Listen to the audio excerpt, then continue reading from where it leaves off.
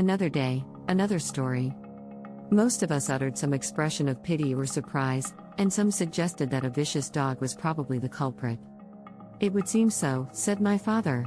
"It certainly seems the work of a dog, and yet all the men agree that no dog of such habits exists near us, where, indeed, dogs are scarce, excepting the shepherd's collies and the sporting dogs secured in yards. Yet the sheep are gnawed and bitten, for they show the marks of teeth. Something has done this, and has torn their bodies wolfishly, but apparently it has been only to suck the blood, for little or no flesh is gone." "How strange," cried several voices. Then some of the gentlemen remembered to have heard of cases when dogs addicted to sheep killing had destroyed whole flocks, as if in sheer wantonness, scarcely deigning to taste a morsel of each slain wether. My father shook his head. "I have heard of such cases, too," he said, "but in this instance I am tempted to think the malice of some unknown enemy has been at work. The teeth of a dog have been busy, no doubt, but the poor sheep have been mutilated in a fantastic manner, as strange as horrible. Their hearts, in especial, have been torn out, and left at some paces off, half gnawed. Also, the men persist that they found the print of a naked human foot in the soft mud of the ditch, and near it this." And he held up what seemed the broken link of a rusted iron chain. Many were the ejaculations of wonder and alarm, and many and shrewd the conjectures, but none seemed exactly to suit the bearings of the case. And when my father went on to say that 2 lambs of the same valuable breed had perished in the same singular manner 3 days previously, and that they also were found mangled and gore-stained, the amazement reached a higher pitch. Old Lady Speldhurst listened with calm, intelligent attention, but joined in none of our exclamations. At length she said to my father, "Try and recollect, have you no enemy among your neighbors?" My father started, and knit his brows. "Not one that I know of," he replied, and indeed he was a popular man and a kind landlord. "The more lucky you," said the old dame, with one of her grim smiles.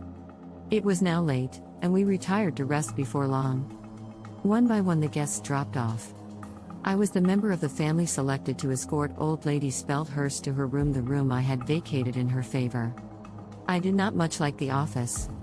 I felt a remarkable repugnance to my godmother, but my worthy aunts insisted so much that I should ingratiate myself with one who had so much to leave that I could not but comply.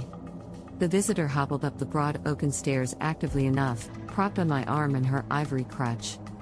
The room never had looked more genial and pretty, with its brisk fire, modern furniture, and the gay French paper on the walls. "A nice room, my dear, and I ought to be much obliged to you for it, since my maid tells me it is yours," said her ladyship, "but I am pretty sure you repent your generosity to me, after all those ghost stories, and tremble to think of a strange bed and chamber, eh?" I made some commonplace reply. The old lady arched her eyebrows. "Where have they put you, child?" she asked. "In some cockloft of the turrets, eh? Or in a lumber room, a regular ghost trap? I can hear your heart beating with fear this moment. You are not fit to be alone." I try to call up my pride, and laugh off the accusation against my courage, all the more, perhaps, because I felt its truth. "Do you want anything more that I can get you, Lady Speldhurst?" I asked, trying to feign a yawn of sleepiness. The old dame's keen eyes were upon me.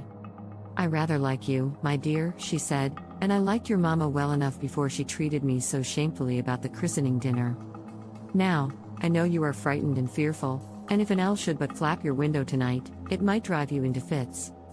There is a nice little sofa bed in this dressing closet, call your maid to arrange it for you, and you can sleep there snugly, under the old witch's protection, and then no goblin dare harm you, and nobody will be a bit the wiser, or quiz you for being afraid." How little I knew what hung in the balance of my refusal or acceptance of that trivial proffer. Had the veil of the future been lifted for one instant? But that veil is impenetrable to our gaze. Thank you, and having you here was a privilege to me. Please support the channel by subscribing.